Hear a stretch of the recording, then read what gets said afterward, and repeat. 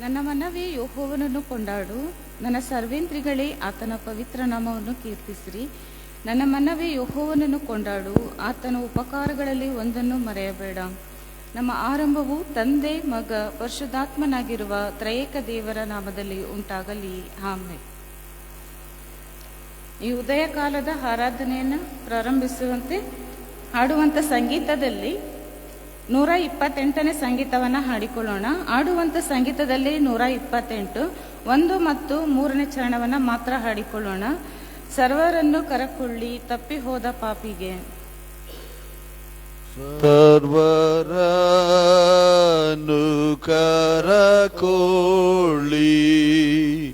ತಪ್ಪಿ ಹೋದ ಪಾಪಿಗೆ, ಪೂರ್ಣ ಪಾಪ ಪರಿಹಾರ ಕ್ರಿಸ್ತನಿಂದ ಸಿಕ್ಕುತ್ತೆ.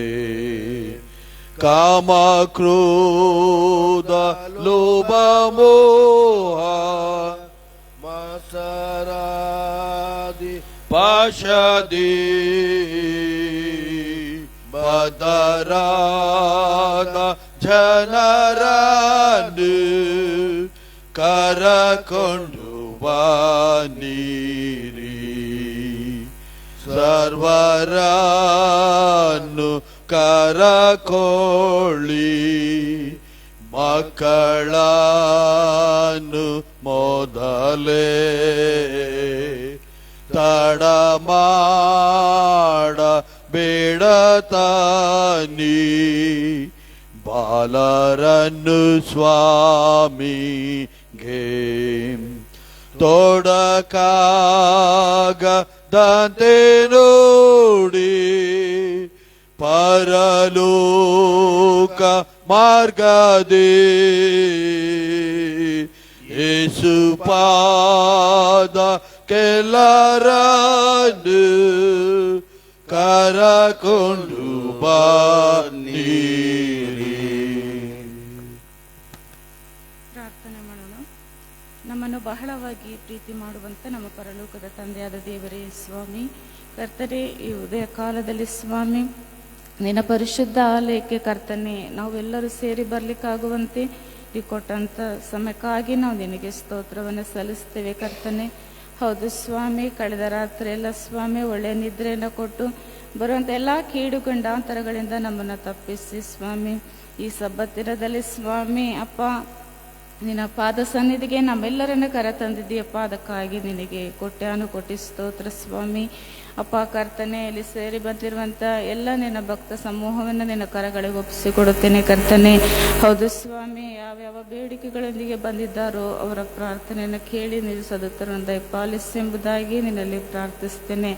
ಹೌದು ಕರ್ತನೆ, ಅಪ್ಪ ಸ್ವಾಮಿ, ಅಲ್ಪರ ಯೋಗ್ಯರು ನಿನ್ನ ಗಣನೆಗೆ ಬಾರದು ನಮ್ಮನ್ನು ಸ್ವಾಮಿ ನೀನು ಪ್ರೀತಿಸಿದ್ದೀಯಪ್ಪ, ಕರುಣಿಸಿದ್ದಿ, ಕಾಪಾಡಿದಿ ಕರ್ತನೆ. ಅದಕ್ಕಾಗಿ ನಿನಗೆ ಸ್ತೋತ್ರ ತಂದೆಯಾದ ದೇವರೇ. ಅಪ್ಪ, ಇವತ್ತು ನಡೆಯುವಂಥ ಎಲ್ಲ ಆರಾಧನೆಗಾಗಿ ನಿನ್ನಲ್ಲಿ ಪ್ರಾರ್ಥಿಸ್ತೇನೆ ಸ್ವಾಮಿ. ಅಪ್ಪ ಕರ್ತನೆ, ಆರಾಧನೆ ವಿಶೇಷವಾಗಿ ನಿನ್ನ ಪ್ರಸನ್ನತೆ ಇಳಿದು ಬರಲಿ ಎಂಬುದಾಗಿ ನಿನ್ನಲ್ಲಿ ಪ್ರಾರ್ಥಿಸ್ತೇನೆ ಅಪ್ಪ. ಅದೇ ರೀತಿಯಲ್ಲಿ ಸ್ವಾಮಿ, ವಿಶೇಷವಾಗಿ ಕರ್ತನೆ ನಮ್ಮ ಸಭೆಯ ಎಲ್ಲ ಚಿಕ್ಕ ಮಕ್ಕಳಿಗಾಗಿ ನಿನ್ನಲ್ಲಿ ಪ್ರಾರ್ಥಿಸ್ತೇನೆ ಕರ್ತನೆ. ಅಪ್ಪ ಸ್ವಾಮಿ, ಮಕ್ಕಳಿಗೆ ಬೇಕಾದಂಥ ಒಳ್ಳೆ ಆರೋಗ್ಯವನ್ನು ಸ್ವಾಮಿ ಅಪ್ಪ, ಬಲವನ್ನು, ಜ್ಞಾನವನ್ನು ಕರ್ತನೆ ನೀ ಕೊಟ್ಟು ಕಾಯ್ದೆ ನಡೆಸ್ತಿದ್ದೀಯಪ್ಪ. ಈ ಬಿಸಿಲಿನ ತಾಪಕ್ಕೆ ಕರ್ತನೆ ಮಕ್ಕಳಿಗೆ ಯಾವ ತೊಂದರೆ ಆಗದಂತೆ ನಿನ್ನ ಕಾಯ್ದು ಕಾಪಾಡಿದ್ದಿ ಸ್ವಾಮಿ. ಅದಕ್ಕಾಗಿ ನಿನಗೆ ಸ್ತೋತ್ರ ತಂದೆಯಾದ ದೇವರೇ. VBSಗಾಗಿ ಸ್ವಾಮಿ ಬಂದಂಥ ಡೈರೆಕ್ಟರ್ನ ಕರ್ತನೆ ಅಪ್ಪ ನೀನು ಆಶೀರ್ವದಿಸು ಕರ್ತನೆ. ಮಕ್ಕಳ ಮಧ್ಯದಲ್ಲೇ ಅವರ ಸೇವೆಯನ್ನು ಸ್ವಾಮಿ ನೀನು ಉತ್ತಮವಾಗಿ ನೀನು ಆಶೀರ್ವದಿಸಿದ್ದಿ. ಅದಕ್ಕಾಗಿ ನಿನಗೆ ಕೋಟ್ಯಾನುಕೋಟಿ ಸ್ತೋತ್ರ ಕರ್ತನೆ. ಅಪ್ಪ ತಂದೆಯಾದ ದೇವರೇ, ಅವರ ಸಂಗಡಿಗರನ್ನು ಕೂರ್ತಾನೆ ನೀನು ಆಶೀರ್ವದಿಸು ಸ್ವಾಮಿ.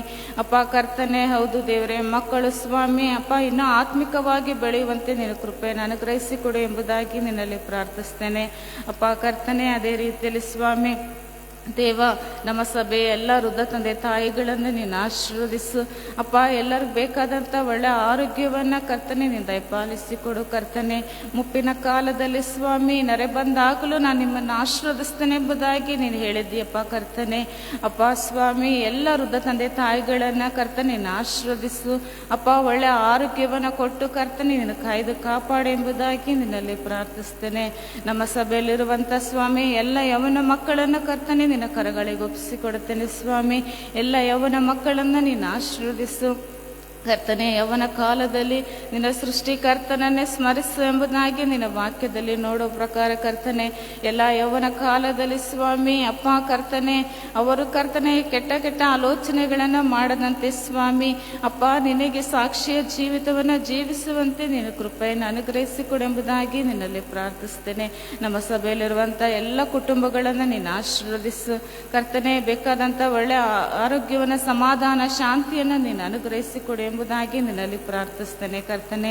ಅದೇ ರೀತಿಯಲ್ಲಿ ಸ್ವಾಮಿ ಕರ್ತನೆ, ಈ ಬೆಳಗಿನ ಜಾವದಲ್ಲಿ ಸ್ವಾಮಿ ನಿನ್ನ ವಾಕ್ಯ ಸಂದೇಶವನ್ನು ಕೊಡೋದಕ್ಕಾಗಿ ಬಂದಿರುವಂಥ ನಿನ್ನ ಸೇವಕರನ್ನು ನೀನು ಆಶೀರ್ವದಿಸು ಅಪ್ಪ. ಅವರು ಬಿತ್ತುವಂಥ ಬೀಜವು ಕರ್ತನೆ ಅಪ್ಪ 30ರಷ್ಟು, 60ರಷ್ಟು, 100ರಷ್ಟು ಫಲ ಕೊಡಲಿಕ್ಕಾಗುವಂತೆ ನಿನ್ನ ಕೃಪೆಯನ್ನು ಅನುಗ್ರಹಿಸಿಕೊಡು ಎಂಬುದಾಗಿ ನಿನ್ನಲ್ಲಿ ಪ್ರಾರ್ಥಿಸ್ತೇವೆ ಸ್ವಾಮಿ ಅಪ್ಪ ಕರ್ತನೆ. ಹೌದು ಸ್ವಾಮಿ, ಪ್ರಾರಂಭ, ಮಧ್ಯ, ಅಂತ್ಯ ನೀನಾಗಿದ್ದುಕೊಂಡು ಸ್ವಾಮಿ ಈ ಆರಾಧನೆಯನ್ನು ಮುನ್ನಡೆಸೆಂಬುದಾಗಿ ನಿನ್ನಲ್ಲಿ ಪ್ರಾರ್ಥಿಸ್ತೇನೆ ಕರ್ತನೆ. ಹೌದು ಸ್ವಾಮಿ, ಅದೇ ರೀತಿಯಲ್ಲಿ ಕರ್ತನೆ ಇವತ್ತು ನಡೆಯುವಂಥ ಅಪ್ಪ ಎಲ್ಲ ಆರಾಧನೆಗಳಲ್ಲಿ ಸ್ವಾಮಿ ನಿನ್ನ ಪ್ರಸನ್ನತೆ ಇರಲಿ ಕರ್ತನೆ. ಹೌದು ಸ್ವಾಮಿ, ಒಂದು ಆರಾಧನೆಯನ್ನು ಕರ್ತನೆ ನಿನ್ನ ಕರಗಳಿಗೆ ಒಪ್ಪಿಸಿಕೊಡುತ್ತೇವೆ ಸ್ವಾಮಿ. ನಮ್ಮ ಸಭಾಪಾಲಕರನ್ನ, ಸಭಾಪಾಲನಾ ಸಮಿತಿಯನ್ನು ಕರ್ತನೆ ನೀನು ಆಶೀರ್ವದಿಸು ಅಪ್ಪ ಕರ್ತನೆ. ಅವರು ಹಾಕಿಕೊಳ್ಳುವಂಥ ಎಲ್ಲ ಯೋಜನೆಗಳನ್ನು ಕರ್ತನೆ ನಿನ್ನ ಚಿತ್ತದಂತೆ ನಡೆಸೆಂಬುದಾಗಿ ನಿನ್ನಲ್ಲಿ ಪ್ರಾರ್ಥಿಸ್ತೇನೆ ಸ್ವಾಮಿ. ಹೌದು ಕರ್ತನೆ, ಅದೇ ರೀತಿಯಲ್ಲಿ ಸ್ವಾಮಿ ನಮ್ಮನ್ನು ನಾವು ತಗ್ಗಿಸಿಕೊಂಡವರಾಗಿ ನಿನ್ನ ನಾಮ ಹೆಚ್ಚಲ್ಪಡೋದಕ್ಕಾಗಿ ನಿನಗೆ ಸ್ತೋತ್ರ. ಈ ಒಂದು ಆರಾಧನೆಯನ್ನು ಕರ್ತನೆ ನಿನ್ನ ಕರಗಳಿಗೆ ಒಪ್ಪಿಸಿಕೊಡುತ್ತಾ ಯೇಸು ಕ್ರಿಸ್ತನ ಅತಿ ಮಧುರವಾದ ನಾಮದಲ್ಲಿ ನಂಬಿಕೆಯಿಂದ, ದೀನತೆಯಿಂದ ಬೇಡಿ ಹೊಂದಿದ್ದೇನೆ ನಮ್ಮ ತಂದೆಯೇ, ಆಮೆನ್. ಆರಾಧನೆಯನ್ನು ಮುಂದುವರಿಸುವ ಹಾಗೆ ದೇವರ ಸ್ತೋತ್ರಕ್ಕಾಗಿ ನಾವು ಹಾಡುವಂಥ ಮಹಿಮಾ ಗೀತೆಯಲ್ಲಿ 97ನೇ ಹಾಡನ್ನು ಹಾಡಿಕೊಳ್ಳೋಣ. ಹಾಡುವಂಥ ಮಹಿಮಾ ಗೀತೆಯಲ್ಲಿ 97, ಭೂನಿವಾಸಿಗಳೇ ಯೆಹೋವನನ್ನು ಸ್ತುತಿಸಿರಿ ಎಂಬುದಾಗಿ ಹಾಡನ್ನು ಹಾಡಿಕೊಳ್ಳೋಣ. ಭೂವಾಸಿಗಳೇ ಯೆಹೋವನ ಸ್ತುತಿಸಿರಿ, ಭೂವಾಸಿಗಳೇ ಯೆಹೋವನ ಸ್ತುತಿಸಿರಿ, ಸಂತೋಷದಿಂದ ಒಂದುಗೂಡಿರಿ, ಸಂಗೀತದಿಂದ ಸ್ತುತಿ ಹಾಡಿರಿ, ಸಂತೋಷದಿಂದ ಒಂದುಗೂಡಿರಿ, ಸಂಗೀತದಿಂದ ಸ್ತುತಿ ಹಾಡಿರಿ. ಆತ ಒಳ್ಳೆಯವನು, ದಯೆಯೆಂದು ಇರುವುದು, ಆತ ವಲ್ಲಭನು, ದಯೆಯೆಂದು ಇರುವುದು, ಆತ ಒಳ್ಳೆಯವನು, ದಯೆಯೆಂದು ಇರುವುದು, ಆತ ಬಲ್ಲವನು, ದಯೆಯೆಂದು ಇರುವುದು. ಭೂವಾಸಿಗಳೇ ಯೆಹೋವನ ಸ್ತುತಿಸಿರಿ, ಭೂತಾನೇ ದೇವರೆಂದು ನಂಬಿರಿ, ಆತ ನಮ್ಮ ಸೃಷ್ಟಿಕರ್ತನು, ಕರ್ತನೊಬ್ಬನೇ ದೇವರೆಂದು ನಂಬಿರಿ, ಆತ ನಮ್ಮ ಸೃಷ್ಟಿಕರ್ತನು, ಆತ ನಮಗಿರುವನು, ನಾವು ಆತನವರೇ, ಆತನ ಕೀರ್ತಿಸಿರಿ, ಆತ ನಮಗಿರುವನು, ನಾವು ಆತನವರೇ, ಆತನ ಕೀರ್ತಿಸಿರಿ.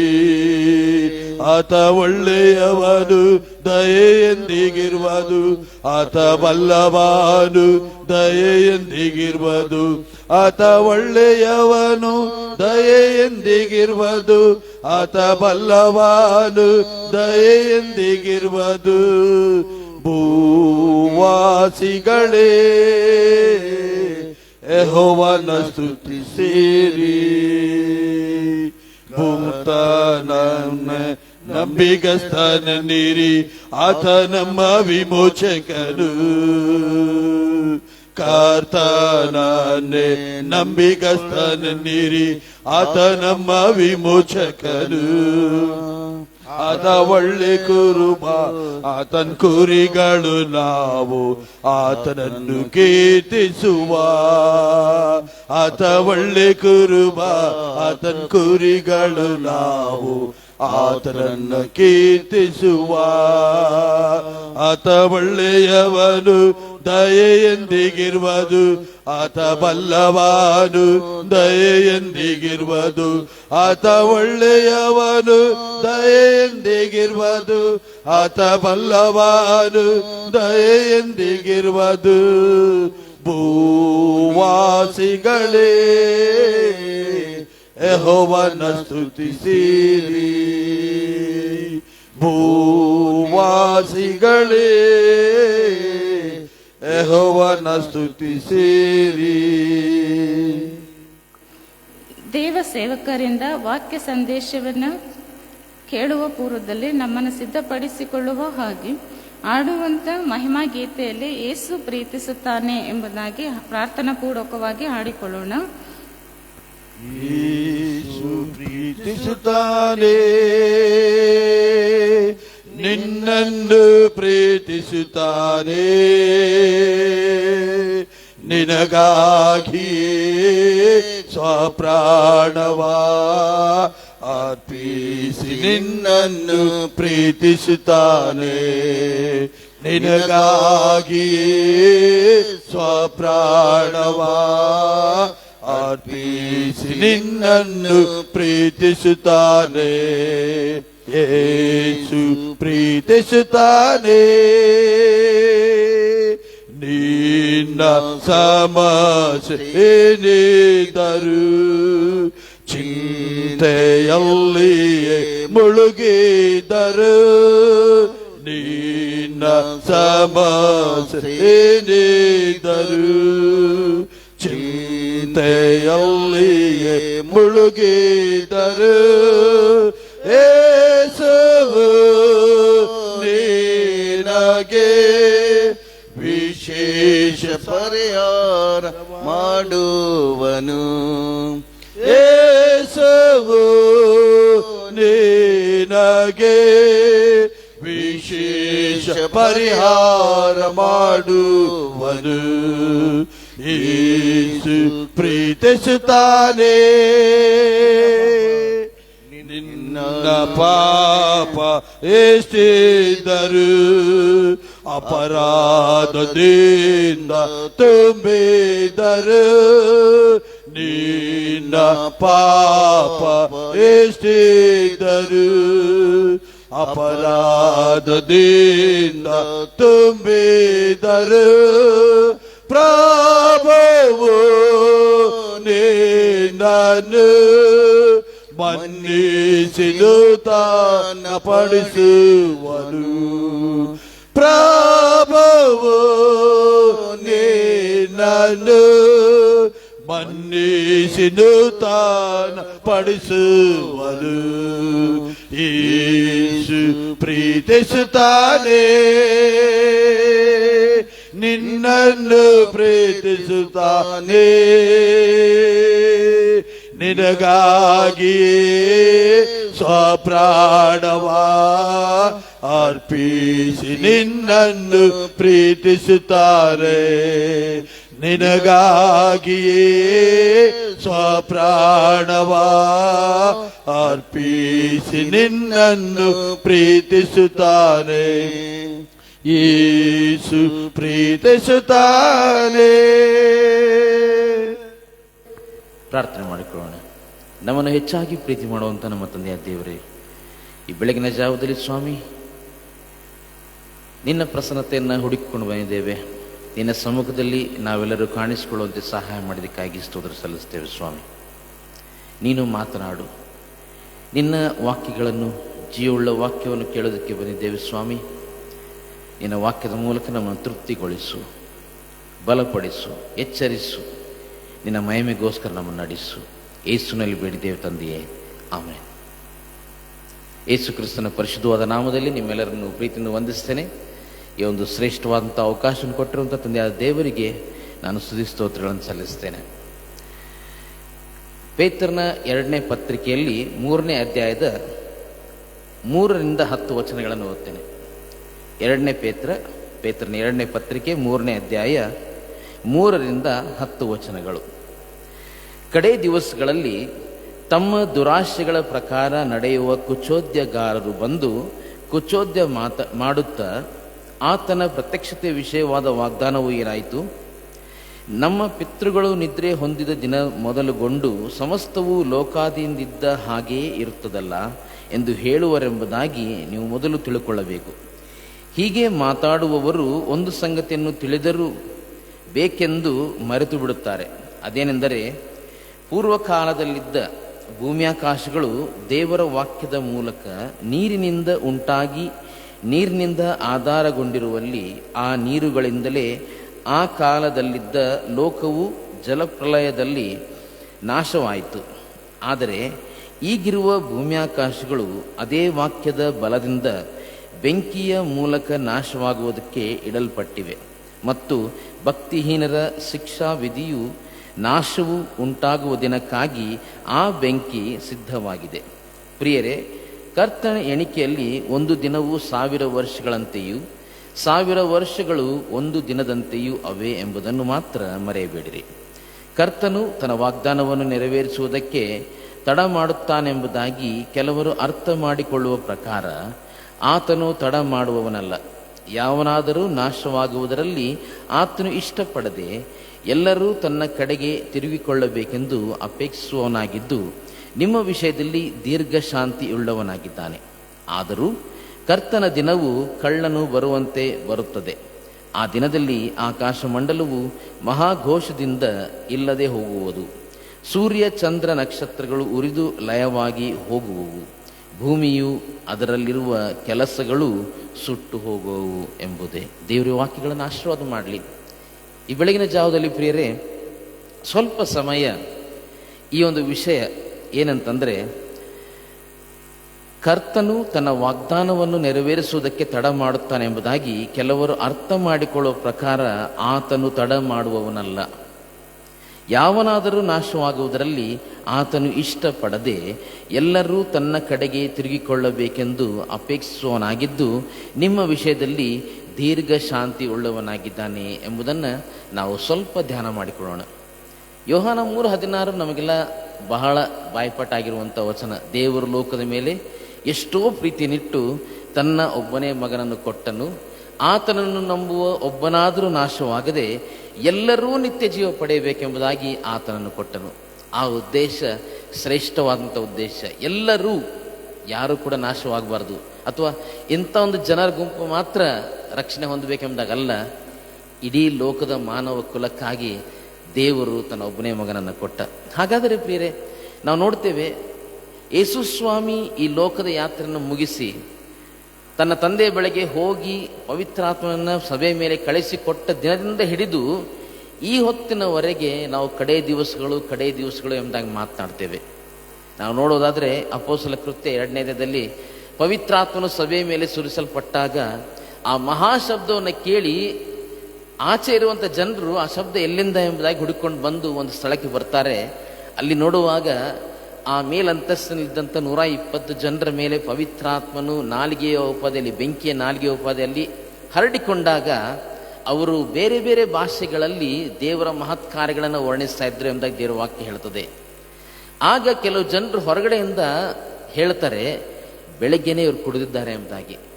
ಆಗ ಪೇತ್ರನು ಎದ್ದು ನಿಂತು ಮಾಡಿದ ಮೊಟ್ಟ ಮೊದಲ ಪ್ರಸಂಗದಲ್ಲಿ ಹೇಳ್ತಾನೆ, ನಾವು ಕುಡಿದಿಲ್ಲ, ಆದರೆ ದೇವರು ತನ್ನ ವಾಗ್ದಾನದ ಪ್ರಕಾರ ಕಡೇ ದಿವಸಗಳಲ್ಲಿ ತನ್ನ ಆತ್ಮನನ್ನು ಎಲ್ಲರ ಮೇಲೆ ಸುರಿಸ್ತೇನೆ ಎಂಬುದಾಗಿ ಆಗ ಪ್ರಸ್ತಾಪ ಮಾಡ್ತಾನೆ. ಆಗಿನಿಂದ ಇವತ್ತಿನವರೆಗೆ ಕಡೇ ಕಾಲ ಎಂಬುದಾಗಿ ಹೇಳುವಾಗ ಈ ಪೇತ್ರನು ಇಲ್ಲಿ ಬರಿತಾನೆ, ಕಡೇ ದಿವಸಗಳಲ್ಲಿ ಕುಚೋದ್ಯಗಾರರು ಬಂದು ಕುಚೋದ್ಯ ಮಾಡುತ್ತಾ ವಾಗ್ದಾನ ಏನಾಯಿತು? ಯೇಸು ಸ್ವಾಮಿ ಮತ್ತೆ ಬರ್ತೇನೆ ಎಂದಾಗ ಹೇಳಿದ್ನಲ್ಲ, ಇನ್ನೂ ಬರ್ತಾನೆ ಇಲ್ಲ. ಆಗಿನಿಂದ ಈಗಿನವರೆಗೆ ಇನ್ನೂ ಬರ್ತಾನೆ ಇದ್ದಾನೆ ಎಂಬುದಾಗಿ ಹೇಳ್ತಾ ಇದ್ದಿರಲ್ಲ, ಯಾಕೆ ಬರ್ತಾ ಇಲ್ಲ ಎಂಬುದಾಗಿ ಕುಚೋದ್ಯ ಮಾಡ್ತಾರಂತೆ ಪ್ರಿಯರೇ. ಈ ದಿವಸಗಳಲ್ಲಿ ನಾವು ಹಾಗಿದ್ದೇವೆ.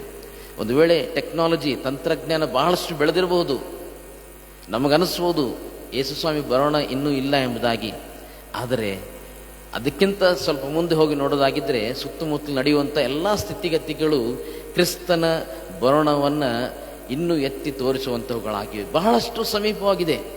ಯುದ್ಧಗಳನ್ನು ನೋಡುವಾಗ ಈಗಿರುವಂಥ ವಾತಾವರಣವನ್ನು ನಾವು ನೋಡೋದಾದರೆ ಪ್ರಿಯರೇ, ನಮಗೆಷ್ಟು ಕಷ್ಟ ಆಗ್ತದೆ. ಈ ಬಿಸಿಲಿನ ತಾಪಮಾನ ಇನ್ನೂ ಹೆಚ್ಚುತ್ತದೆ ಎಂಬುದಾಗಿ ಅಭಿಪ್ರಾಯ ಪಡ್ತಾ ಇದ್ದಾರೆ. ಕೊನೆಯ ದಿವಸಗಳಲ್ಲಿ, ಕಡೆಯ ದಿವಸಗಳಲ್ಲಿ ಎಲ್ಲ ಈ ಸಂಗತಿಗಳು ಜರುಗುವಂಥವುಗಳಾಗಿವೆ. ಹಾಗಾದರೆ ಎಲ್ಲರೂ ತನ್ನ ಕಡೆಗೆ ತಿರುಗಿಕೊಳ್ಳಬೇಕೆಂದು ಅಪೇಕ್ಷಿಸುವವನಾಗಿದ್ದು ನಿಮ್ಮ ವಿಷಯದಲ್ಲಿ ದೀರ್ಘ ಶಾಂತಿ ಉಳ್ಳವನಾಗಿದ್ದಾನೆ ಎಂಬುದಾಗಿ ಪೇತ್ರನು ಹೇಳಬೇಕಾಗಿದ್ದರೆ ಅವನು ಏನನ್ನು ಉದ್ದೇಶಿಸಿ ಹೇಳ್ತಾ ಇದ್ದಾನಂತಂದರೆ, ನಾವು ಹಳೆಯ ಒಡಂಬಡಿಕೆಯಲ್ಲಿ 5ನೇ ಅಧ್ಯಾಯ ಆದಿಕಾಂಡಕ್ಕೆ ನಮ್ಮ ಸತ್ಯವೇದವನ್ನು ತಿರುಗಿಸುವುದಾಗಿದ್ದರೆ ಪ್ರಿಯರೇ, ಆದಿಕಾಂಡ 5ನೇ ಅಧ್ಯಾಯದಲ್ಲಿ 21ನೇ ವಚನದಲ್ಲಿ ನಾವು ಹೀಗೆ ನೋಡ್ತೇವೆ. ಹನೋಕನು 65 ವರ್ಷದವನಾದಾಗ ಮೆತೂಶೆಲಹನನ್ನು ಪಡೆದನು. ಹನೋಕ ಮೆತೂಶೆಲಹ ಎಂಬ ಮಗನನ್ನು ಪಡೆದು, ಮೆತೂಶೆಲಹನು ಹುಟ್ಟಿದ ಮೇಲೆ ಹನೋಕನು ಗಂಡು ಹೆಣ್ಣು ಮಕ್ಕಳನ್ನು ಪಡೆದು ದೇವರ ಅನ್ಯೋನ್ಯತೆಯಲ್ಲಿ 300 ವರ್ಷ ಬದುಕಿದನು. ಅವನು ಬದುಕಿದ್ದ ಕಾಲವೆಲ್ಲ 365 ವರ್ಷ. ಹನೋಕನು ದೇವರೊಂದಿಗೆ ಅನ್ಯೋನ್ಯವಾಗಿ ನಡೆದುಕೊಳ್ಳುತ್ತಾ ಇರುವಾಗ ದೇವರು ಅವನನ್ನು ಕರೆದುಕೊಂಡದ್ದರಿಂದ ಕಾಣದೆ ಹೋದನು. ಮುಂದೆ ನಾವು ನೋಡ್ತೇವೆ ಈ ಹನೋಕನ ಮಗನ ಕುರಿತು. ಮೆತೂಶೆಲಹನು 187 ವರ್ಷದವನಾದಾಗ ಲೆಮೆಕನನ್ನು ಪಡೆದನು. ಲೆಮೆಕನು ಹುಟ್ಟಿದ ಮೇಲೆ ಮೆತೂಶೆಲಹನು ಗಂಡು ಹೆಣ್ಣು ಮಕ್ಕಳನ್ನು ಪಡೆದು 782 ವರ್ಷ ಬದುಕಿದನು. ಅವನು ಒಟ್ಟು 969 ವರ್ಷ ಬದುಕಿ ಸತ್ತನು. ಇಡೀ ಸತ್ಯವೇದದಲ್ಲಿ ನಾವು ಅತಿ ದೀರ್ಘಕಾಲ ಬದುಕಿದಂಥ ವ್ಯಕ್ತಿ ಯಾರು ಎಂಬುದಾಗಿ ನೋಡುವುದಾದರೆ ಮೆತೂಶೆಲಹನು 969 ವರ್ಷ, 969 ಇಯರ್ಸ್.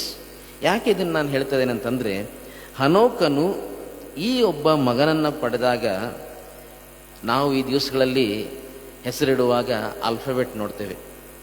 ಆರಂಭದ ಆಲ್ಫಾಬೆಟಲ್ಲಿದ್ದರೆ ರಿಜಿಸ್ಟ್ರೇಷನಲ್ಲಿ ಕೂಡ ಸ್ಕೂಲಲ್ಲಿ ಮೊದಲಿಗೆ ಬರ್ತದೆ ಎಂಬುದಾಗಿ. ಆದರೆ ಆಗಿನ ಕಾಲದಲ್ಲಿ ಹಾಗಿರಲಿಲ್ಲ. ದೇವರ ಮೇಲೆ ಆತ್ಕೊಂಡು ಮಕ್ಕಳಿಗೆ ಹೆಸರನ್ನು ಇಡ್ತಾ ಇದ್ರು.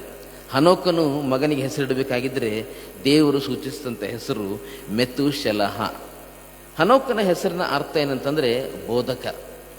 ಮೆತೂಶೆಲನ ಅರ್ಥ ಏನಂತಂದರೆ ಅವನ ಮರಣ ಏನೋ ಒಂದನ್ನು ತರ್ತದೆ, ಅವನ ಮರಣ ಯಾವುದೋ ಒಂದನ್ನು ತರ್ತದೆ ಎಂಬುದಾಗಿ. ಇನ್ನೊಂದು ಅರ್ಥ ಏನಂತಂದರೆ ಅವನು ಈಟಿಯ ಅಥವಾ ಕತ್ತಿಯ ಮನುಷ್ಯ. Is a man of javelin, man of sword ಎಂಬುದಾಗಿ. ಅಂತಂದರೆ ಕತ್ತಿ ಆಗಲಿ ಈಟಿ ಆಗಲಿ ದೇವರ ನ್ಯಾಯ ತೀರ್ಪನ್ನು ತೋರಿಸ್ತದೆ. ಮೆತೂಶೆಲಹನ ಮರಣ ದೇವರ ನ್ಯಾಯ ತೀರ್ಪನ್ನು ತರ್ತದೆ ಎಂಬುದಾಗಿ ಅದರ ಅರ್ಥ. ಮತ್ತು ದೇವರ ವಾಕ್ಯ ಹೇಳ್ತದೆ, ಈ ಮಗನನ್ನು ಹೆತ್ತ ನಂತರ ಹನೋಕನು ಗಂಡು ಹೆಣ್ಣು ಮಕ್ಕಳನ್ನು ಪಡೆದು ದೇವರ ಅನ್ಯೋನ್ಯತೆಯಲ್ಲಿ ಮುಂದುವರೆದ. ಆ ಹೆಸರನ್ನ ಕೇಳಿದ ಮೇಲೆ ಹನೋಕನಿಗೆ ಒಂದು ಭಯ ಬರ್ತದೆ, ದೇವರ ಅನ್ಯೋನ್ಯತೆಯಲ್ಲಿ ಮುಂದುವರಿತಾನೆ ಪ್ರೇರೆ ಅಂತಂದರೆ ಈ ಮಗ ಸತ್ತ ಮೇಲೆ ದೇವರ ನ್ಯಾಯ ತೀರ್ಪು ಬರ್ತದೆ ಎಂಬುದಾಗಿ. ಹಾಗೆ ಮುಂದುವರಿದು ಹೋಗುವಾಗ ಯೋಚನೆ ಮಾಡಿಕೊಳ್ಳೋಣ, ಪ್ರತಿ ಸಾರಿ ಜನರು ಮೆತೂಶೆಲಹ ಎಂಬುದಾಗಿ ಹೆಸರು ಕೊಟ್ಟು ಕರೆಯುವಾಗ ಅವ್ರಿಗೆ ನೆನಪಾಗ್ತಿತ್ತೇನೆಂದರೆ ಇವನ ಮರಣದೊಂದಿಗೆ ದೇವರ ನ್ಯಾಯ ತೀರ್ಪು ಬರ್ತದೆ ಎಂಬುದಾಗಿ. ಮುಂದುವರಿದು ಹೋಗುವಾಗ ನೋಹ ಹುಟ್ಟುತ್ತಾನೆ. ನೋಹ ಹುಟ್ಟಿ ಆ ಜಲಪ್ರಳಯದ ಸಮಯ ಬರುವಾಗ ದೇವರು ನೋಡ್ತಾರೆ, ಈ ಭೂಮಿಯ ಮೇಲೆ ನೋಹ ನೀತಿವಂತನ ಎಂಬುದಾಗಿ ಕಂಡುಬಂದ. ಅವನಿಗೆ ನಾವೇನ ಕಟ್ಟುವಂಥ ಆದೇಶವನ್ನು ನೀಡಿದರು. ನಾವೇನ ಕಟ್ಟಿ ಮುಗಿಸುವಾಗ ದೇವರ ವಾಕ್ಯ ಹೇಳ್ತದೆ, ಆದಿಕಾಂಡ 7ನೇ ಅಧ್ಯಾಯ 6ನೇ ವಚನ, ಭೂಮಿಯ ಮೇಲೆ ಜಲಪ್ರಳಯ ಉಂಟಾದಾಗ ನೋಹನು 600 ವರ್ಷದವನಾಗಿದ್ದನು. ಆಗ ನೋಹನು ಪ್ರಳಯವನ್ನು ತಪ್ಪಿಸಿಕೊಳ್ಳುವುದಕ್ಕೆ ಹೆಂಡತಿ ಮಕ್ಕಳು ಸೊಸೆಯರು ಸಹಿತವಾಗಿ ನಾವೆಲ್ಲಿ ಸೇರಿದರು. ಹೀಗೆ ನಾವು ಮುಂದುವರಿದು ನೋಡ್ತೇವೆ. 9ನೇ ವಚನಕ್ಕೆ ಬರುವಾಗ, ಕ್ರಿಮಿಕೀಟಗಳು ಗಂಡು ಹೆಣ್ಣುಗಳು ಜೋಡಿ ಜೋಡಿಯಾಗಿ ಬಂದು ನೋಹನ ಬಳಿಗೆ ನಾವೆಲ್ಲಿ ಸೇರಿದವು. ಆ 7 ದಿವಸಗಳಾದ ನಂತರ ಜಲಪ್ರಳಯವು ಭೂಮಿಯ ಮೇಲೆ ಬಂತು ಎಂಬುದಾಗಿ. ಇದಕ್ಕೆ ಏನು ಅಭಿಪ್ರಾಯ ಪಡ್ತಾರಂದ್ರೆ, ನೋಹ 600 ವರ್ಷದವನಾದಾಗ ನಾವೇ ಕಟ್ಟುವುದನ್ನು ಮುಗಿಸಿದ ಅಂತಂದ್ರೆ 500ನೇ ವರ್ಷದಲ್ಲಿ ದೇವರು ಹೇಳಿದರು ಒಂದು 100 ವರ್ಷಗಳ ಕಾಲ ತೆಗೆದುಕೊಂಡ ನಾವೇನು ಕಟ್ಟಿದ ಆ 100 ವರ್ಷಗಳ ಕಾಲ ಜನರು ಹಾಸ್ಯ ಮಾಡಿದರು. ಮಳೆ ಬರ್ತದಂತೆ, ನಾವೇ ಕಟ್ತಾ ಇದ್ದಾನೆ, ಎಲ್ಲಿಗೆ ಹೋಗ್ತಾನೆ ಗೊತ್ತಿಲ್ಲ ಎಂಬುದಾಗಿ ದೇವರ ವಾಕ್ಯದಲ್ಲಿ ನೋಡುವಾಗ ಅಂದಿನವರೆಗೂ ಮಳೆ ಇಲ್ಲದೇ ಇರುವುದನ್ನು ನೋಹನ್ನು ನಂಬಿದ, ಮಳೆ ಬರ್ತದೆ ಎಂಬುದನ್ನು ನಂಬಿ ನಾವೇನು ಕಟ್ಟಿದ ದೇವರ ದೃಷ್ಟಿಯಲ್ಲಿ ನೀತಿವಂತನ ಎಂಬುದಾಗಿ ಕಂಡು ಬಂದ ಆ 100 ವರ್ಷಗಳ ಕಾಲ ಜನರಿಗೆ ಸುವಾರ್ತೆಯನ್ನು ತಿಳಿಸಿದ, ಪಶ್ಚಾತ್ತಾಪ ಪಡ್ರಿ ಎಂಬುದಾಗಿ. ಆದರೆ ಜನರು ತಿರುಗಿಕೊಳ್ಳಿಲ್ಲ. ನಾವೇ ಕಟ್ಟಿ ಮುಗಿಸಿದ, ಎಲ್ಲರೂ ಒಳಗಡೆ ಸೇರಿದರು. 7 ದಿವಸಗಳಂತಂದರೆ ಆ ಸಮಯಕ್ಕೆ ಸರಿಯಾಗಿ ಮೆತುಶೆಲಹನ ಮರಣ ಆಗ್ತದೆ. 7 ದಿವಸಗಳ ಅವರು ಆ ಮೆತುಶೆಲಹನ್ಗೋಸ್ಕರ ಗೋಳಾಡ್ತಾರೆ. ಅದರ ನಂತರ ಇನ್ನೊಂದು ವಿಷಯ ಜರುಗ್ತದೆ. ಏನಂತಂದರೆ, ಬಾಗಿಲು ಮುಚ್ಚುತ್ತದೆ. ದೇವರು 7 ದಿವಸ ಕಾದುಕೊಂಡಿದ್ರು, ಯಾರಾದರೂ ಬಂದು ಬಾಗಿಲನ್ನು ತಟ್ತಾರೆ ಎಂಬುದಾಗಿ. ಈ ಆರಾಧನೆ ಆರಂಭವಾಗಕ್ಕಿಂತ ಮೊದಲು ನಾವು ಕೇಳಿಸ್ಕೊಂಡಂಥ ಸಂಗೀತ ಯಾವುದಂತಂದರೆ, ಹೃದಯವೆಂಬ ಬಾಗಿಲ ಬಳಿಯಲ್ಲಿ ಏಸು ಕ್ರಿಸ್ತನೆಂಬುದಾಗಿ. ಅನ್ಯನಂತೆ ನಿಂತಿರುವ ಆತನು ಅವನನ್ನು ಅವಲೋಕಿಸಿ ನೋಡ್ರಿ ಎಂಬುದಾಗಿ. ಎಷ್ಟರವರೆಗೆ ನಿಲ್ಲಿಸಿಕೊಂಡು ಪೀಡಿಸ್ತಿರುವಿರಿ ಎಂಬುದಾಗಿ ಆ ಹಾಡನ್ನು ಸುಂದರವಾಗಿ ನಾವು ಕೇಳಿಸ್ಕೊಂಡಿದ್ದೇವೆ ಪ್ರಿಯರೇ. ಇವತ್ತು ಈ ವಾಕ್ಯ ನಮಗೂ ಕೂಡ ಅನ್ವಯಿಸುವಂಥದ್ದಾಗಿದೆ. ಇನ್ನು ನಮ್ಮ ದಿನನಿತ್ಯ ಜೀವಿತದಲ್ಲಿ, ಇನ್ನು ನಮ್ಮ ಕೆಲಸ ಕಾರ್ಯಗಳಲ್ಲಿ, ಇನ್ನು ನಮ್ಮದೇ ಆದಂಥ ಲೌಕಿಕ ಜೀವಿತದಲ್ಲಿ ನಾವು ಮುಂದುವರಿತಾ ಇದ್ದೇವಾ ಅಥವಾ ದೇವರ ಸ್ವರಕ್ಕೆ ನಾವು ಕಿವಿಗೊಡ್ತಾ ಇದ್ದೇವಾ? ಕಡೇ ದಿವಸಗಳಲ್ಲಿ ಬಹಳಷ್ಟು ಮುಂದಕ್ಕೆ ಹೋಗಿದ್ದೇವೆ. ಇನ್ನು ಎಷ್ಟು ಸಮಯದೇ ನಮಗೆ ಗೊತ್ತಿಲ್ಲ. ಅನೇಕರು ದೊಡ್ಡ ದೇವರ ಸೇವಕರು ಅಭಿಪ್ರಾಯ ಪಡುವುದೇನಂತಂದರೆ, 2027ರಿಂದ ಹಿಡಿದು 2030ರೊಳಗೆ ಏನೆಲ್ಲ ಸಂಭವಿಸಬಹುದು, ಕ್ರಿಸ್ತನು ಹೇಳಿದಂಥ ಪ್ರವಾದನೆಗಳು, ಕೊನೆಯ ದಿವಸದ ಸೂಚನೆಗಳು ಈಗಾಗಲೇ ನಮ್ಮ ಕಣ್ಣು ಮುಂದೆ ಕಾಣ್ತಾ ಇದೆ. ಸೊ ಮೆತುಶೆಲಹ ಜೀವಿಸಿದಂಥ 969 ವರ್ಷಗಳ ಕಾಲ, ಹೆಚ್ಚು ಕಡಿಮೆ 1000 ವರ್ಷಕ್ಕೆ ಸಮೀಪ, ಅಷ್ಟು ವರ್ಷಗಳ ಕಾಲ ದೇವರು ಎಚ್ಚರಿಕೆಯನ್ನು ಕೊಡ್ತಾ ಇದ್ದ. ಅವನ ಮರಣ ಏನೋ ಒಂದನ್ನು ತರ್ತದೆ ಎಂಬುದಾಗಿ. ಆದರೆ ಜನರು ತಿರುಗಿಕೊಳ್ಳಿಲ್ಲ. ದೀರ್ಘ ಶಾಂತನಾಗಿ ದೇವರು ಆಗ ಕಾದುಕೊಂಡಿದ್ದ. ಈಗ ಅದೇ ದೇವರು ದೀರ್ಘ ಶಾಂತನಾಗಿ ಎಲ್ಲರಿಗೋಸ್ಕರ ಕಾದುಕೊಂಡಿದ್ದಾನೆ ಪ್ರಿಯರೇ. ಕಡೇ ದಿವಸಗಳಲ್ಲಿ ಅನೇಕರು ತಮ್ಮ ನಂಬಿಕೆಯಿಂದ ಬಿದ್ದು ಹೋಗ್ತಾರೆ ಎಂಬುದಾಗಿ ದೇವರ ವಾಕ್ಯ ಹೇಳ್ತದೆ. ನಮ್ಮಲ್ಲಿದ್ದಂಥ ಆದಿಯಲ್ಲಿದ್ದಂಥ ಪ್ರೀತಿ ಈಗಲೂ ಇದೆಯಾ? ಎಫೆಸ ಸಭೆಯ ದೂತನಿಗೆ ಬರೆ ಎಂಬುದಾಗಿ ಯೇಸುಸ್ವಾಮಿ ಪ್ರಕಟಣೆ 2ನೇ ಪುಸ್ತಕದಲ್ಲಿ 2ನೇ ಅಧ್ಯಾಯದಲ್ಲಿ ಹೇಳುವಾಗ, 1ರಲ್ಲಿ ನಾನು ತಪ್ಪು ಕಂಡು ಹಿಡಿತೇನೆ. ಅದೇನೆಂದರೆ, ಆದಿಯಲ್ಲಿದ್ದಂಥ ಆ ಪ್ರೀತಿ ಈಗ ನಿನ್ನಲ್ಲಿ ಕಾಣಿಸ್ಕೊಳ್ತಾ ಇಲ್ಲ. ಪ್ರಿಯರನ್ನು ನಾವು ರಕ್ಷಣೆ ಹೊಂದಿದಾಗ ಆರಂಭದಲ್ಲಿ ಎಂಥ ಒಂದು ಉಲ್ಲಾಸ, ಎಂಥ ಒಂದು ಉತ್ಸಾಹ ನಮ್ಮಲ್ಲಿತ್ತು. ಕ್ರಿಸ್ತನಿಗೋಸ್ಕರ ಏನೆಲ್ಲ ಮಾಡಬೇಕು ಎಂಬುದಾಗಿ ನಾವು ಪ್ರಯಾಸ ಪಡ್ತಾ ಇದ್ದೆವು. ಬರ್ತಾ ಬರ್ತಾ ಆ ಪ್ರೀತಿ ತಣ್ಣಗಾಗಿ ಹೋಗಿದೆಯಾ? ಯೋಚನೆ ಮಾಡಿಕೊಳ್ಳುವಂಥ ಈ ಸಮಯ. ದೀರ್ಘ ಶಾಂತಿ ಉಳ್ಳವನಾಗಿದ್ದಾನೆ ಯೇಸುಸ್ವಾಮಿ. ಬಂದು ತನ್ನ ಕೆಲಸವನ್ನು ಮಾಡಿ ಪರಲೋಕಕ್ಕೆ ಏರಿ ಹೋದ ನಂತರ ಪವಿತ್ರಾತ್ಮನು ಬಂದು ಈಗ 2000 ವರ್ಷಗಳು ದಾಟಿ ಹೋಗಿದೆ ಪ್ರಿಯರೇ. ಇನ್ನೂ ಆತನು ನಮಗೋಸ್ಕರ ಕಾದುಕೊಂಡಿದ್ದಾನೆ. ಮುಂದೆ ನಾವು ನೋಡ್ತೇವೆ 2 ಪೇತ್ರ 3:10ನೇ ವಾಕ್ಯದಲ್ಲಿ, ಆದರೂ ಕರ್ತನ ದಿನವು ಕಳ್ಳನು ಬರುವಂತೆ ಬರುತ್ತದೆ ಎಂಬುದಾಗಿ. ಕಳ್ಳನು ಬರುವಂತೆ ಬರುತ್ತದೆ. ಇದು ಸಾಮಾನ್ಯವಾಗಿ ನಾವು ಕೇಳಿಸಿಕೊಂಡಿರುವಂಥ ವಿಷಯವಾಗಿದೆ. ಕಳ್ಳನು ಬರುವಂತೆ ಬರ್ತಾನೆ ಎಂಬುದಾಗಿ. ನಾವು ತಿಳಿಯದೇ ಇರುವಂಥ ಆ ಸಮಯದಲ್ಲಿ ಆತನು ಬರ್ತಾನೆ ಎಂಬುದಾಗಿ ಇದೊಂದು ಎಚ್ಚರಿಕೆ ಮಾತು.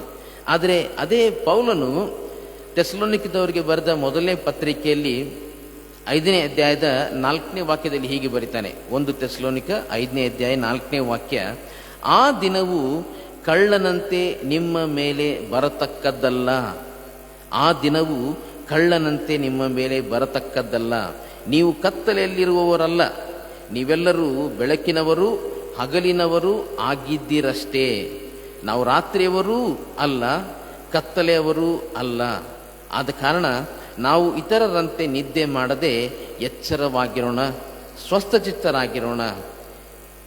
ಪೌಲನು ನಮಗೆ ಹೇಳ್ತಿರುವುದೇನೆಂದರೆ, ನಾವು ಬೆಳಕಿನವರು, ನಾವು ಹಗಲಿನವರು ಎಂಬುದಾಗಿ. ಹೀಗಾಗಿ ಕಳ್ಳನು ಬರುವಂತೆ ನಮ್ಮ ಮೇಲೆ ಬರಬಾರ್ದು. ನಾವು ಎಚ್ಚರಿಕೆಯಿಂದ ಇರಬೇಕು. ಇವತ್ತು ನಮಗೆ ವಾಕ್ಯದ ಮೇಲೆ ವಾಕ್ಯ ಸಿಗ್ತಾ ಇದೆ ಪ್ರಿಯರೇ. ಈಗಷ್ಟೇ ನಾವು ಶ್ರಮಮರಣ ಧ್ಯಾನ ಮುಗಿಸಿದ್ದೇವೆ ಮತ್ತು ವಾರದಿಂದ ವಾರಕ್ಕೆ ಹೀಗೆ ವಾಕ್ಯ ಸಿಗುವಾಗ ಇನ್ನೂ ಒಂದು ವೇಳೆ ನಾವು ಕತ್ತಲೆ ಜೀವಿತದಲ್ಲಿ ಇರೋದಾಗಿದ್ದರೆ ಇವತ್ತು ನಮಗೆ ಇದು ಎಚ್ಚರಿಕೆ ಮಾತಾಗಿದೆ ಪ್ರಿಯರೇ. ನಮ್ಮನ್ನು ನಾವು ಪರೀಕ್ಷೆ ಮಾಡ್ಕೊಳ್ಳೋಣ. ಯಾವ ರೀತಿಯಲ್ಲಿ ನಾವು ನಮ್ಮ ಜೀವಿತವನ್ನು ಜೀವಿಸ್ತಾ ಇದ್ದೇವೆ. ಪ್ರಿಯರೇ, ಇವತ್ತು ಇದೇ ವಾಕ್ಯಗಳನ್ನು, ಎಚ್ಚರಿಕೆ ಮಾತುಗಳನ್ನು ಕೆಲವೊಮ್ಮೆ ನಾವು ತಿಳಿಯದೇ ಇರುವಂಥವ್ರಿಗೆ ಹೇಳಿದರೆ ಅವರದನ್ನು ಬೇಗನೆ ಸ್ವೀಕಾರ ಮಾಡಿಕೊಳ್ತಾರೆ, ಭಯ ಪಡ್ತಾರೆ, ತಮ್ಮನ್ನು ಮಾರ್ಪಡಿಸಿಕೊಳ್ತಾರೆ. ನಾವಾದರೂ ಇದನ್ನು ಕೇಳುತ್ತಾ ಕೇಳುತ್ತಾ ಕೇಳುತ್ತಾ ಬಂದಿದ್ದೇವೆ, ಇನ್ನೂ ನಮ್ಮನ್ನು ಕಠಿಣಪಡಿಸಿಕೊಂಡು ಮುಂದುವರಿತಾ ಇದ್ದೇವೆ ಪ್ರಿಯರೇ. ಅದಕ್ಕೆ ಜಕರ್ಯನು ತನ್ನ ಪ್ರವಾದನೆಯಲ್ಲಿ ಹೇಳ್ತಾನೆ. ಜಕರ್ಯನ ಪ್ರವಾದನೆ ಗ್ರಂಥ 7ನೇ ಅಧ್ಯಾಯದ 12ನೇ ವಾಕ್ಯದಲ್ಲಿ, ಜಕರ್ಯ 7ನೇ ಅಧ್ಯಾಯ 12ನೇ ವಾಕ್ಯದಲ್ಲಿ ಹೇಳ್ತಾನೆ, ಧರ್ಮೋಪದೇಶವನ್ನು ಸೇನಾಧೀಶ್ವರ ಯೆಹೋವನ ಪೂರ್ವಕಾಲದ ಪ್ರವಾದಿಗಳ ಮೂಲಕ ತನ್ನ ಆತ್ಮನಿಂದ ಹೇಳಿಸಿದ ಮಾತುಗಳನ್ನು ಕೇಳಬಾರದೆಂದು ತಮ್ಮ ಹೃದಯಗಳನ್ನು ವಜ್ರದಷ್ಟು ಕಠಿಣಪಡಿಸಿಕೊಂಡರು ಎಂಬುದಾಗಿ. ಇವತ್ತು ನಾವು ಕಠಿಣಪಡಿಸಿಕೊಂಡಿದ್ದೇವಾ? ಅನೇಕ ಸಾರಿ ನೋಡುವಾಗ ಇದೊಂದು ದುಃಖಕರ ಸಂಗತಿ. ನಾವು ನಮ್ಮನ್ನು ಇವತ್ತು ಭಯಂಕರ ಕಠಿಣಪಡಿಸಿಕೊಂಡು ಬಿಟ್ಟಿದ್ದೇವೆ. ಇಷ್ಟೊತ್ತಿಗಾಗಲೇ ನಾವು ಸುವಾರ್ತೆ ಹೇಳುವವರಾಗಬೇಕಾಗಿತ್ತು, ಆದರೆ ಇನ್ನೂ ಅದರಲ್ಲಿ ಸಫಲರಾಗಲಿಲ್ಲ, ವಿಫಲರಾಗಿ ಹೋಗಿಬಿಟ್ಟಿದ್ದೇವೆ. ಮತ್ತೆ ಪೌಲನ ಈ ಒಂದು ಮಾತುಗಳನ್ನು ನೆನಪಿಗೆ ತಂದುಕೊಳ್ಳೋಣ. ನಾವು ಕತ್ತಲೆಯವರು ಅಲ್ಲ, ನಾವು ಕತ್ತಲೆಗೆ ಸಂಬಂಧಪಟ್ಟವರು, ಆ ಕ್ರಿಯೆಗಳಲ್ಲಿ ತೊಡಗಿಸಿಕೊಳ್ಳುವವರು ಅಲ್ಲ.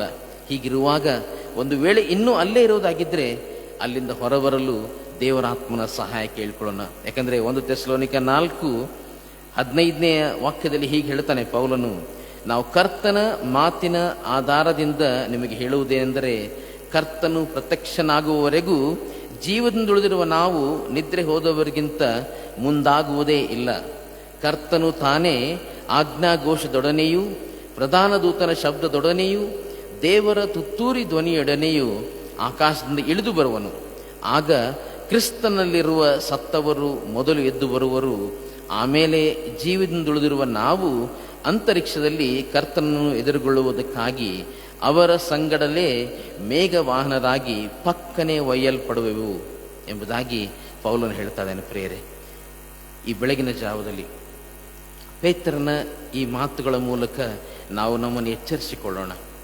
ನಾವು ಹೊಂದಿರುವಂತಹ ಶ್ರೇಷ್ಠವಾದಂಥ ನಿರೀಕ್ಷೆ, ಕ್ರಿಸ್ತನು ಮತ್ತೆ ಬರ್ತಾನೆ, ಆ ನಿರೀಕ್ಷೆ ನಮಗಿದೆ. ಅದರ ಜೊತೆಗೆ ಇನ್ನೊಂದು ನಿರೀಕ್ಷೆ ನಾವು ತಿಳಿದುಕೊಂಡಿದ್ದೇವೆ, ಏನಂತಂದರೆ ನಮ್ಮ ಪ್ರಿಯರನ್ನ ಮತ್ತೆ ನಾವು ನೋಡ್ತೇವೆ. ಹೌದು, ಅದನ್ನು ನೋಡ್ತೇವೆ, ಆದರೆ ಆ ಕ್ರಿಸ್ತನ ಬರೋಣದಲ್ಲಿ ನಾವು ಎತ್ತಲ್ಪಡಬೇಕಾಗಿದ್ದರೆ ದೇವರ ವಾಕ್ಯ ಹೇಳುವ ಹಾಗೆ ನಾವು ಕ್ರಿಸ್ತನವನಾಗಿರಬೇಕು, ಕತ್ತಲೆಯವರಾಗಿರಬಾರದು. ಕತ್ತಲೆಗೆ ಸಂಬಂಧಿಸಿದಂತೆ ಯಾವುದು ಕೂಡ ನಮ್ಮ ಜೀವಿತದಲ್ಲಿ ಇರಬಾರದು. ಬೆಳಕಿನವರು, ಹಗಲಿನವರು ನಾವಾಗಿದ್ದೇವೆ ಪ್ರಿಯರೇ. ಹೀಗಾಗಿ ಈ ಬೆಳಗಿನ ಜಾವ ಪೇತ್ರನು ಹೇಳಿದಂಥ ಈ ಮಾತುಗಳೊಂದಿಗೆ ನಮ್ಮನ್ನು ಮತ್ತೆ ನಾವು ಎಚ್ಚರಿಸಿಕೊಳ್ಳೋಣ, ಮತ್ತೆ ಆ ನಿರೀಕ್ಷೆಯಲ್ಲಿ ನಾವು ಮುಂದುವರಿಯೋಣ. ಕರ್ತನ ದಿನವು ನಮ್ಮ ಮೇಲೆ ಕಳ್ಳನ ಹಾಗೆ ಬರಬಾರದು. ನಾವು ಕಳ್ಳನಿಗೋಸ್ಕರ ವೇಟ್ ಮಾಡುವವರಲ್ಲ, ಎಚ್ಚರಿಕೆಯಿಂದ ಇದ್ದು ಕ್ರಿಸ್ತನಿಗಾಗಿ ನಾವು ಜೀವಿಸೋಣ ಪ್ರಿಯರೇ. ಈ ಬೆಳಗಿನ ಜಾವ ಇರುವಂಥ ಸ್ಥಳದಲ್ಲಿ ನಮ್ಮ ತಲೆಗಳನ್ನು ಬಾಗಿಸಿಕೊಳ್ಳೋಣ.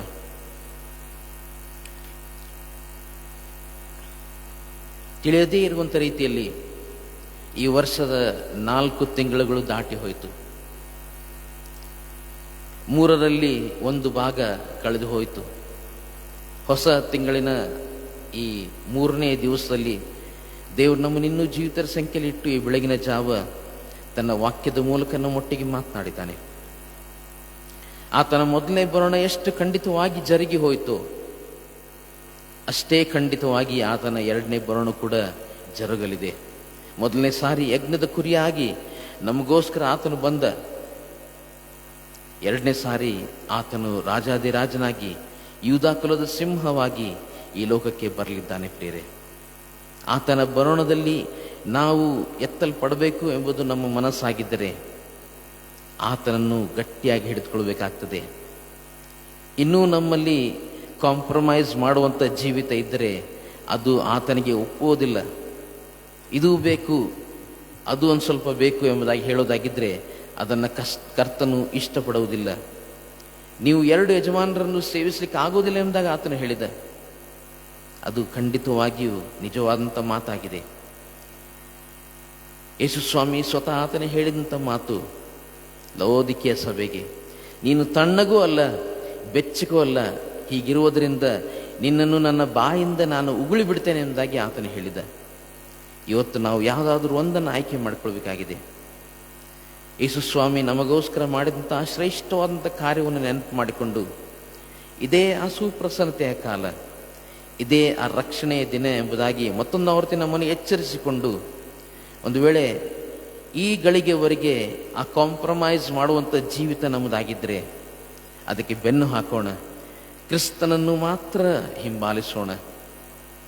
ನಂಬಿಕೆಯನ್ನು ಹುಟ್ಟಿಸುವವನು ಪೂರೈಸುವವನು ಆಗಿರುವ ಆತನ ಮೇಲೆ ನಮ್ಮ ದೃಷ್ಟಿಯನ್ನು ಇಟ್ಟು ನಮಗೆ ನೇಮಕವಾಗಿರುವಂಥ ಊಟವನ್ನು ಸ್ಥಿರದಿಂದ ಓಡೋಣ. ನಮ್ಮ ಪ್ರೀತಿಯೊಳ ತಂದೆಯಾದ ದೇವರೇ, ನೀನು ಕೊಟ್ಟಿರುವಂಥ ವಾಕ್ಯಗಳಿಗಾಗಿ ಸೋದರ ಸಲ್ಲಿಸ್ತೇವೆ. ಕಡೆಯ ದಿವಸಗಳಲ್ಲಿದ್ದೇವೆ ಸ್ವಾಮಿ. ನಮ್ಮ ಕಣ್ಣು ಮುಂದೆಯೇ ನೀನು ಹೇಳಿದಂಥ ಮಾತುಗಳು, ನೀನು ಹೇಳಿದಂಥ ಆ ಸೂಚನೆಗಳು ಸ್ವಾಮಿ ಜರುಗ್ತಾ ಇವೆ. ಅವುಗಳನ್ನು ನಾವು ನೋಡ್ತಾ ಇದ್ದೇವೆ. ಆ ವಿಷಯಗಳನ್ನು ನಮ್ಮ ಕಿವಿಗಳಿಂದ ಕೇಳಿಸ್ಕೊಳ್ತಾ ಇದ್ದೇವೆ ಸ್ವಾಮಿ. ಹೀಗಿರುವಾಗಲೂ ಇನ್ನೂ ನಮ್ಮ ಹೃದಯವನ್ನು ಕಠಿಣಪಡಿಸಿಕೊಂಡಿದ್ದರೆ ದಯವಿಟ್ಟು ನಮ್ಮನ್ನು ಕ್ಷಮಿಸು. ಒಂದು ವೇಳೆ ಸ್ವಾಮಿ ಬಿಡಬೇಕೆಂಬುದಾಗಿ ಮನಸ್ಸಿದೆ, ಆದರೂ ಅನೇಕ ಸಂಗತಿಗಳನ್ನು ಬಿಡಲಿಕ್ಕೆ ನನ್ನಿಂದ ಆಗ್ತಾ ಇಲ್ಲ ಎಂಬುದಾಗಿ ದೀನ ಭಾವದಿಂದ ನಿನ್ನ ಮುಂದೆ ಈ ಬೆಳಗಿನ ಜಾವದಲ್ಲಿ ಒಪ್ಕೊಳ್ತಿರುವಂಥ ಪ್ರಿಯರನ್ನ ಸ್ವಾಮಿ ದಯವಿಟ್ಟು ನೀನು ಕನಿಕರಿಸು. ನಿನ್ನ ಶ್ರೇಷ್ಠ ಕೃಪೆಯಿಂದ, ನಿನ್ನ ಬಲದಿಂದ ಸ್ವಾಮಿ ತಮ್ಮ ಬಲಹೀನತೆಗಳನ್ನು ಜಯಿಸುವುದಕ್ಕೆ ನೀನು ಅವರ ಮೇಲೆ ನಿನ್ನ ಕೃಪೆಯನ್ನು ಸುರಿಸಬೇಕೆಂಬುದಾಗಿ ಬೇಡ್ಕೊಳ್ತಾ ಇದ್ದೇವೆ ಸ್ವಾಮಿ. ನಿನ್ನ ಬರೋಣದಲ್ಲಿ ನಾವೆಲ್ಲರೂ ಸ್ವಾಮಿ ಎತ್ತಲ್ಪಡುವಂತೆ ಸಹಾಯ ಮಾಡು ಅಪ್ಪ. ನೀನು ನಮ್ಮನ್ನು ನಿನ್ನ ವಾಕ್ಯವೆಂಬ ಜಲಸ್ನಾನದಿಂದ ನಮ್ಮನ್ನು ಶುದ್ಧರನ್ನಾಗಿ ಮಾಡಿದ್ದಕ್ಕಾಗಿ ಸ್ತೋತ್ರ ಸಲ್ಲಿಸ್ತೇವೆ. ಇನ್ನೂ ಸ್ವಾಮಿ ಶುದ್ಧತೆಗೆ ನಮ್ಮನ್ನು ಒಳಪಡಿಸಿಕೊಳ್ತೇವೆ. ಸಹಾಯ ಮಾಡಿ ನಡೆಸು. ನೀನು ಮಹಿಮೆ ಹೊಂದು. ಈ ದಿವಸದುದ್ದಕ್ಕೂ ಸ್ವಾಮಿ ನಿನ್ನ ಪ್ರಸನ್ನತೆಯಲ್ಲಿ ಮುಂದುವರಿಯುವಂತೆ ಸಹಾಯ ಮಾಡು. ನಮ್ಮನ್ನು ನೋಡುವವರು ಸ್ವಾಮಿ ನಾವು ನಿನಗೆ ಸಂಬಂಧಪಟ್ಟವರು ಎಂಬುದಾಗಿ ತಿಳಿದುಕೊಳ್ಳುವಂತೆ ಸಹಾಯ ಮಾಡು. ಯೇಸುವಿನಲ್ಲಿ ಬೇಡಿದ್ದೇವೆ ನಮ್ಮ ತಂದೆಯೇ, ಆಮೇನ್.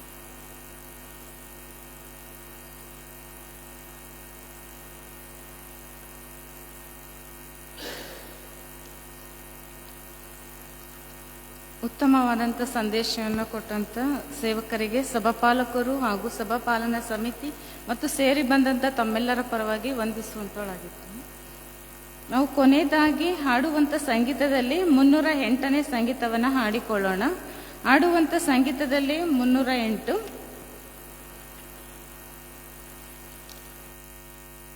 ನಿನ್ನ ಮಾರ್ಗವನ್ನು ಕರ್ತಗೊಪ್ಪಿಸು ಎಂಬ ಹಾಡಿಕೊಳ್ಳೋಣ. 1 ಮತ್ತು 5ನೇ ಚರಣ ಮಾತ್ರ ಹಾಡಿಕೊಳ್ಳೋಣ. ನಿನ್ನ ಮಾರ್ಗವನ್ನು ಕರ್ತಗೊಪ್ಪಿಸು, ಆತನು ನಾನು ನಡೆಸುವನು, ಒಳ್ಳೆಯದನ್ನು ಮಾಡು ದೇವರಲ್ಲಿ ನಂಬುತ್ತ ಕೊಂಡಾಡು ಅನುದಿನವೇ, ಒಳ್ಳೆಯದನ್ನು ಮಾಡು ದೇವರಲ್ಲಿಯೇ ನಂಬುತ್ತ ಕೊಂಡಾಡು ಅನುದಿನವೇ. ಭರವಸವಿಟ್ಟು ನಿತ್ಯ ಪ್ರಾರ್ಥಿಸು, ಅನುಮಾನ ಬಿಟ್ಟು ಧೈರ್ಯವಾಗಿರು, ತನ್ನ ದೇವರಲ್ಲಿ ನೀತಿವಂತರು, ಸಮಾಧಾನದಲ್ಲಿ ನಿಲ್ಲತಕ್ಕದ್ದು, ತನ್ನ ದೇವರಲ್ಲಿ ನೀತಿವಂತನು, ಸಮಾಧಾನದಲ್ಲಿ ನಿಲ್ಲತಕ್ಕದ್ದು. ಕರ್ತನು ಕರ್ತನು ಕಲಿಸಿಕೊಟ್ಟ ಪ್ರಾರ್ಥನೆಯನ್ನ ಅರಿಕೆ ಮಾಡೋಣ. ನಂತರ ಸೇವಕರು ನಮ್ಮನ್ನು ಅಂತ್ಯ ಆಶೀರ್ವಾದದಲ್ಲಿ ನಡೆಸಬೇಕಾಗಿ ಕೇಳಿಕೊಳ್ಳುತ್ತೇನೆ.